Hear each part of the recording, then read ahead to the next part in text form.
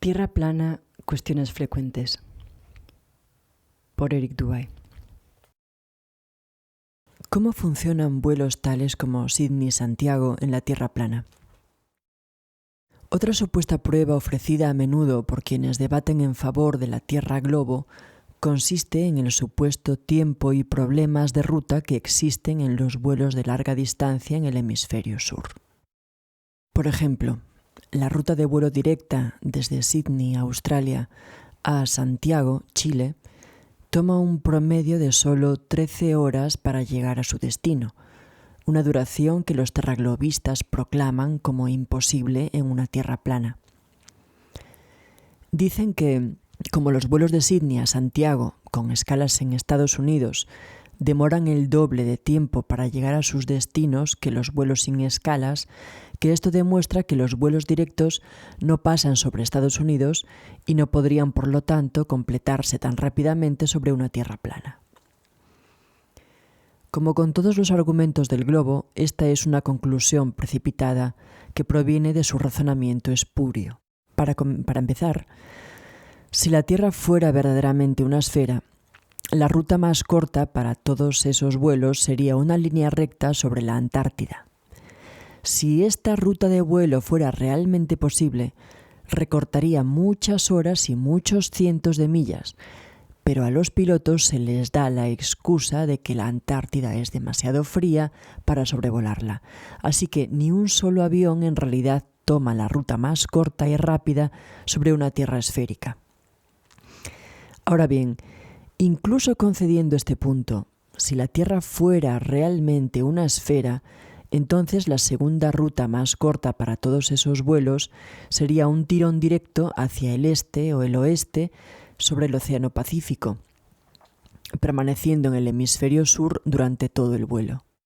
El reabastecimiento de combustible podría incluso hacerse en Nueva Zelanda u otro destino de paso en el hemisferio sur si fuera necesario. Sin embargo, el 99% de los vuelos de Santiago a Sydney y otros vuelos de larga distancia en el hemisferio sur admiten cruzar el Ecuador hacia el hemisferio norte a fin de hacer escalas en Los Ángeles, LAX y otros aeropuertos estadounidenses antes de continuar su vuelta hacia abajo al hemisferio sur. Hay algunos ejemplos más. En una tierra globo, desde Santiago de Chile a Johannesburgo, Sudáfrica, debería ser un vuelo fácil por debajo del trópico de Capricornio en el hemisferio sur, pero todos los vuelos registrados hacen antes una curiosa parada de reabastecimiento de combustible en Senegal, cerca del trópico de Cáncer en el hemisferio norte. Cuando se mapea en una tierra plana, el motivo para ello es fácil de ver, ya que Senegal queda exactamente de paso en un trayecto en línea recta a mitad de camino entre ambos destinos. En un globo, desde Johannesburgo, Sudáfrica, a Sao Paulo, Brasil, debería ser un rápido tirón sobre el Océano Atlántico a lo largo de la latitud 25 sur, pero en cambio los vuelos casi sin excepción hacen antes una parada de reabastecimiento de combustible en los 50 grados de latitud norte en Londres. En un globo, de Johannesburgo, Sudáfrica, a Perth, Australia, debería ser un tirón directo sobre el Océano Índico, incluso con muy convenientes posibilidades de reabastecimiento en Mauricio o Madagascar. Pero en la práctica, la mayoría de los vuelos de Johannesburgo a Perth, curiosamente, hacen escala en Dubái, Hong Kong o Malasia. En un globo, desde Ciudad del Cabo, Sudáfrica, a Buenos Aires, Argentina, debería ser un tirón recto sobre el Atlántico, siguiendo una misma línea de latitud. Pero en cambio, cada vuelo va primero conectando ubicaciones en el hemisferio norte, deteniéndose en diversos lugares desde Londres, Turquía hasta Dubái. Desvíos tan ridículamente inexplicables como estos no tienen ningún sentido en el globo, pero tienen perfecto sentido y forman líneas casi rectas en un mapa de la Tierra plana. En cuanto a los datos de vuelos directos de Sydney a Santiago, los datos de Google Flights citan una duración promedio de 13 horas y 22 minutos. Con datos de Google Earth hay una distancia total entre los dos de 7.063 millas, 13.080,6 kilómetros. Dividiendo 7.063 millas por 13,3 horas da una velocidad de vuelo promedio necesaria de 531 millas por hora, 983,4 kilómetros, la que, de acuerdo a Google Search, es justo bajo 540 millas por hora, 1.000 kilómetros por hora de velocidad media de vuelos comerciales. En otras palabras, no solo estos vuelos son fácilmente posibles sobre una tierra plana, sino que también toman exactamente la cantidad de tiempo que se espera. Algunos de quienes debaten acerca del globo reconocerán estos hechos, pero los refutarán con la afirmación de que los vuelos sin escalas de Sídney a Santiago siguen una gran ruta circular sobre el Pacífico, permaneciendo en el hemisferio sur todo el tiempo, y por lo tanto aumentando la necesaria distancia de vuelo, velocidad y duración. Con respecto a esta afirmación, en primer lugar, aún no se ha demostrado que estos vuelos existan, ya que no existen imágenes de vídeo sin editar, y cada vez que los terraplanistas hemos intentado reservar el vuelo sin escalas, este no se realiza o se cancela días antes y se reembolsa días antes de la salida o se cambia por un vuelo no directo. En segundo lugar, si existen, aún queda por probarse que estos vuelos sigan ese camino, pues de nuevo no hay vídeos sin editar. Los rastreadores de vuelo se cortan sobre los océanos y es muy poco probable, considerando que el 99% de los otros vuelos de larga distancia del hemisferio sur toman desvíos radicales hacia el norte. Incluso concediendo todo lo anterior, sin embargo, todavía no habría razón para que tales vuelos fueran imposibles sobre una tierra plana. 540 millas por hora, 1.000 kilómetros por hora, es el promedio de velocidad de las aerolíneas comerciales, pero la mayoría de los Convair y Boeing tienen la capacidad de viajar mucho más rápido, especialmente durante vuelos de larga distancia de más de 600 a 800 millas por hora. 1.111,2 kilómetros por hora a 1.481 kilómetros por hora. El avión comercial Concorde en realidad tenía una velocidad máxima de vuelo de 1.480 millas por hora. Además, si existiera tal vuelo y viajara sin parar por la ruta exacta que los que defienden el globo indican, al simplemente acelerar y aprovechar la ventaja de los vientos y corrientes de aire, los aviones todavía podrían ser capaces de llegar a destino a tiempo sobre una tierra plana. 21. ¿Cómo funciona la gravedad en la tierra plana? Mucho antes de que la teoría de la gravedad fuera siquiera un destello en la imaginación de Isaac Newton, la física natural de la densidad y la flotabilidad ya explicaba perfectamente por qué las manzanas se caen. Simplemente, los objetos se caen o se elevan según su densidad relativa al medio que las rodea. Las manzanas caen porque son más densas que el aire, mientras los globos de helio suben porque son más livianos.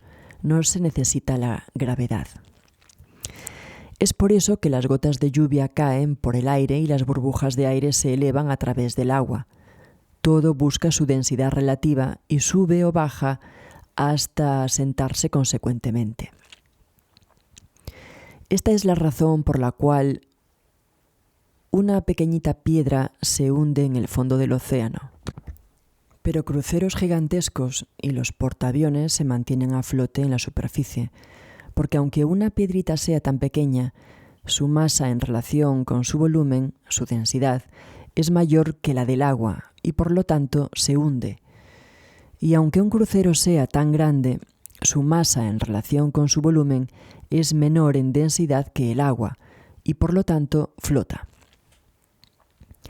Si la manzana de Newton hubiera caído en un charco en lugar de sobre su cabeza, habría visto que la manzana solo cayó por el aire porque era más densa que el aire, pero luego flotó sobre el agua porque era menos densa que el agua. ¿Alguna vez has notado que es más fácil mantenerse a flote con los pulmones llenos de aire que cuando están vacíos? Los submarinos flotan en la superficie cuando sus tanques de lastre están llenos de aire, pero cuando se abren las compuertas y entra agua de mar, comienzan a hundirse a medida que aumenta la densidad del submarino respecto de la del agua. Dependiendo de la profundidad a la que deseen bucear, los navegantes simplemente ajustan la proporción de aire y agua en los tanques y cuando están listos para volver a subir, soplan el aire comprimido en los tanques y obligan al agua de mar a salir, lo que reduce la densidad provocando que vuelvan a subir a la superficie. También podemos probar este hecho de densidad relativa llenando un globo de plástico con aproximadamente la mitad de helio y la mitad de aire.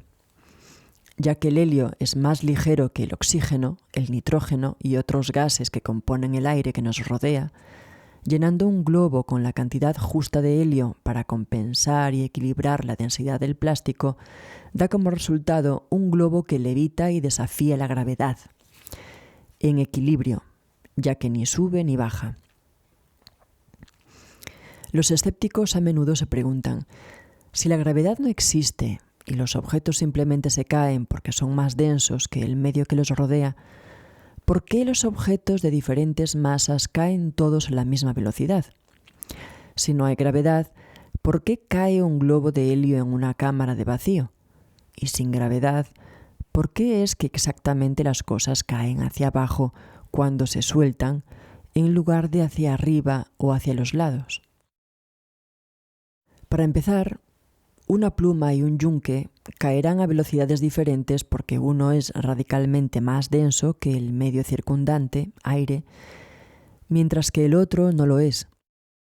Imagina una semilla de diente de león y un ladrillo o un trozo de papel y una roca. Estos ejemplos y muchos otros más caen a velocidades drásticamente diferentes, desacreditando la supuesta velocidad uniforme de aceleración debido a la gravedad, de 9,81 metros por segundo al cuadrado. Este fenómeno se titularía con mayor precisión la máxima aceleración hacia el equilibrio de densidad. Siempre que algo tenga suficiente masa y sea lo suficientemente aerodinámico como para anular la resistencia del aire, caerá a través del aire aproximadamente a la misma velocidad, pero si cambiamos el medio de aire a agua, por ejemplo, los objetos ya no caerán al mismo tiempo, nuevamente desacreditando esta supuesta constante gravitacional. En una cámara de vacío, el medio de aire es eliminado por completo para que todos los objetos, incluidas una pluma y una bola de boliche, caigan a la misma velocidad máxima. Al eliminar el medio de la ecuación por completo, todos los objetos, incluido un globo de helio, caerán al suelo simultáneamente. Sin ningún medio para moverse a través, la tasa de caída de todos los objetos es igual, pero esto no tiene nada que ver con la mítica fuerza de atracción y todo que ver con el hecho de que la densidad del medio circundante se ha reducido a cero. Por lo tanto, en realidad, ya que una pluma, una bola de boliche o cualquier otra cosa dentro de una cámara de vacío es infinitamente más densa que el espacio vacío que tiene una densidad de cero, todo cae a la misma velocidad de 9,81 metros por segundo al cuadrado, lo cual es, de hecho, la tasa de caída constante de la materia en el espacio vacío, o la máxima aceleración hacia el equilibrio de densidad, mas no una velocidad uniforme de aceleración debido a la gravedad. En cuanto a por qué los objetos caen hacia abajo cuando se dejan caer en lugar de ir hacia arriba o hacia los costados, en primer lugar hay un gradiente de presión formado por la cantidad de aire, agua y tierra apilados sobre ti en una columna, lo que aumenta el peso de la presión, el peso y la densidad cuanto más abajo uno va, lo cual define la dirección.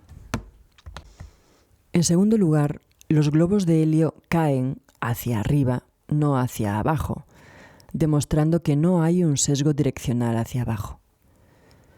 También se puede probar este punto arrojando varios tipos de rocas en un estanque, incluida una piedra pómez. Todas las rocas se hundirán hasta el fondo excepto la piedra pómez, la cual se elevará de regreso a la superficie. Esto se debe a que la piedra pómez tiene una densidad menor que la del agua, al igual que los globos de helio tienen una densidad menor que el aire. La densidad relativa, al ser más baja a la del medio que los rodea, hace que los objetos se eleven, así como las cosas con densidad más alta que el medio que los rodea se caen. Esto todo se explica perfectamente por la física natural de la densidad y la flotabilidad, la cual era perfectamente bien conocida y entendida desde mucho antes de que Sir Newton la renombrara y remodelara para que encajara con su teoría heliocéntrica del cosmos. 22. ¿Cómo funcionan el amanecer y el atardecer en la Tierra plana? En el modelo de la Tierra plana, los focos de luz de Sol y Luna están perpetuamente flotando sobre y paralelos a la superficie de la Tierra. Desde nuestro punto de vista, debido a la ley de perspectiva, las dos luminarias parecen elevarse por el horizonte al este, alcanzar sus picos de altura sobre la cabeza y luego hundirse bajo el horizonte al oeste. No se escapan por la parte inferior de la Tierra plana como los burlones detractores a menudo afirman, sino que rotan en círculos concéntricos en el sentido de las agujas del reloj alrededor de las circunferencias de un trópico a otro trópico. La aparición de la elevación, el cénit y las puestas de sol en el horizonte se debe a la ley común de la perspectiva, donde los objetos aparecen elevados sobre nuestra cabeza cuando están cerca, pero en la distancia gradualmente bajan hasta llegar al punto de fuga. Aunque el Sol está en todo momento arriba y paralelo a la superficie de la Tierra, parece ascender el firmamento desde la mañana hasta mediodía y descender y hundirse bajo el horizonte al anochecer. Esto surge de una simple y en todas partes visible ley de la perspectiva. Una bandada de pájaros, al pasar sobre un campo llano o pantanoso, siempre parece que desciende a medida que se aleja. Y si la bandada es extensa, el primer pájaro parece más bajo o más cercano al horizonte que el último. La luz más lejana en una fila de lámparas parece más baja, aunque cada una esté a la misma altitud. Teniendo en cuenta estos fenómenos, se verá fácilmente cómo el Sol, aunque siempre esté paralelo a la superficie de la Tierra, debe parecer ascender cuando se acerca y descender después de dejar la posición meridiana o del mediodía. ¿Qué puede ser más común en la observación de que, de pie en un extremo, una larga fila de farolas, las más cercanas a nosotros, parecen ser las más altas y las más lejanas las más bajas, mientras que al avanzar hacia el extremo opuesto de la serie de farolas, las que nos quedan más cerca parecen aumentar y aquellas de las cuales nos vamos alejando parecen volverse gradualmente más bajas? Este es un efecto ordinario de la perspectiva, por el cual un objeto parece más y más bajo a medida que el observador se aleja más y más de él. Cualquiera puede intentar el experimento de mirar el faro, la iglesia, la torre de una iglesia, un monumento, una lámpara de gas u otro objeto elevado desde una distancia de solo unas pocas yardas y advertir el ángulo desde el que se observa. Al alejarse, el ángulo con el que se ve disminuirá y el objeto parecerá más y más bajo a medida que aumente la distancia del observador, hasta que en cierto punto la línea de visión del objeto y la superficie aparentemente ascendente de la Tierra sobre la cual se encuentra convergerán en el ángulo que constituye el punto de fuga o el horizonte, más allá del cual será invisible. Dr. Samuel Robotham, Synthetic Astronomy, Earth Not a Globe, 85 y 231. Los defensores del globo a menudo insisten en que esta explicación es incorrecta y desafían a los terraplanistas con que, si el Sol simplemente ha desaparecido debido a la perspectiva, entonces una buena cámara con zoom debería poder devolverlo a la vista completamente como los barcos cuando desaparecen más allá del horizonte. En realidad, acercar con un zoom un barco a unas pocas millas de distancia es muy diferente de traer de vuelta al Sol desde más de 3.000 millas, 5.556 kilómetros. Además, los barcos suelen viajar solo unas pocas millas por hora, mientras que el Sol viaja a más de 1.000 millas por hora, por lo cual la ventana de oportunidad para intentar este experimento es de solo unos minutos. Primero, espere a que la mitad del sol haya desaparecido bajo el horizonte, de manera que solo se pueda ver la mitad superior y la mitad inferior ya no sea visible. Después, usando una cámara con suficiente capacidad de aumento, al hacer zoom en la mitad ya desaparecida del sol, se podrá traer el sol entero de vuelta a la vista. Luego, a medida que se acerque y se aleje, el sol parecerá elevarse por encima o hundirse por debajo del horizonte, incluso a menudo con una porción significativa de cielo reapareciendo por debajo, demostrando más allá de cualquier sombra de duda que el sol simplemente se aleja de la posición del observador y no cae físicamente bajo la curvatura de un globo. Los heliocentristas harán creer lo contrario de lo que cada ser humano que haya caminado sobre la Tierra ha visto con sus propios ojos. Es obvio para cualquier niño y para cualquier adulto de mente soberana que el Sol, la Luna y las estrellas y los planetas, toda luz arriba en el cielo, gira sobre y alrededor de una Tierra inmóvil bajo nuestros pies. También es fácil ver que el Sol y la Luna son aproximadamente del mismo tamaño y están situados relativamente cerca de la Tierra, no 400 veces divergente y no a millones de millas de distancia.